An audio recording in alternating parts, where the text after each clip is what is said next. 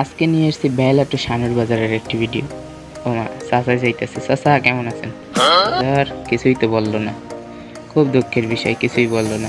বেহালা two শানুর বাজারে যেতে হলে এখানে অটো স্ট্যান্ড আছে, আপনারা অটো স্ট্যান্ড মোটর সাইকেল যাই পান যাতে সপ্তাহে চলতে পারবেন।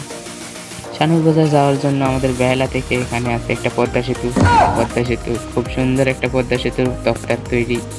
আপনারা চলে আসতে পারেন, দেখেন বাইকে ছুটে আবার বসে না, কিন্তু আমরা কিন্তু ধর্ম না। বলতে বলতে বাজার চলে আসলো। আজকে বাজার না, সেজন্য লোক সংখ্যাও খুব কম। যাই হোক, আমার ভিডিওটা বানালে ভালোই হয়েছে, কেউ কিছু বলবে না।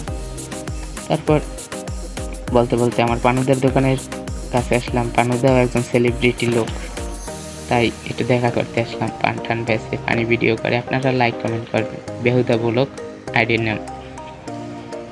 তারপর চলে গেলাম সেলুনে। সেলুনে গিয়ে সজীব ভাই আমার বন্ধু একটু চুল টুল কাটবে, সেজন্য দোস্ত একটু চুল কাটার জন্য আসলো। তারপর সেখান থেকে চুল কেটে আমরা চলে গেলাম চাচার দোকানে। চাচার দোকানে যেয়ে দেখি স্যারে বসা। স্যার ভালো আছেন? কিছু বলবেন? তিনি ব্যস্ত, মনে হয় টেনশনে আছেন। আমরা ওখান থেকে একটি চানাচুর নিলাম। চানাচুর নিয়ে বন্ধু বললো আজকে আমি খাওয়াবো। আমি বললাম কোন দিক, কার মুখ দেখে আসছি।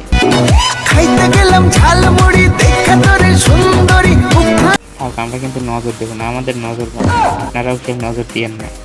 এখানে দেখি গ্যাস্ট্রিকের ওষুধ আছে, আপনারাও খাইয়ে লিয়েন গ্যাস্ট্রিক হইলে।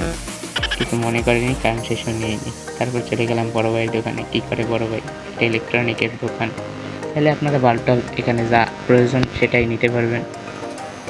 তারপর ওখানে দেখি হালকা পাতলা ভিড় আছে, তাই ওখানে আর দেরি করলাম না, চলে গেলাম হোটেলে মোংলাই খাওয়ার জন্য। মোংলাইয়ের দাম জিজ্ঞেস করতেই বললো 60 টাকা মোংলাই। আমি পেলাম 60, আমার কাছে 50 টাকা আছে। তারপর বললো না, দেওয়া যাবে না। তারপর চলে গেলাম। আজকের ভিডিওটা এই পর্যন্তই ছিল। যদি ভালো লাগে লাইক কমেন্ট করবেন। আশা করি সামনে আরও ভিডিও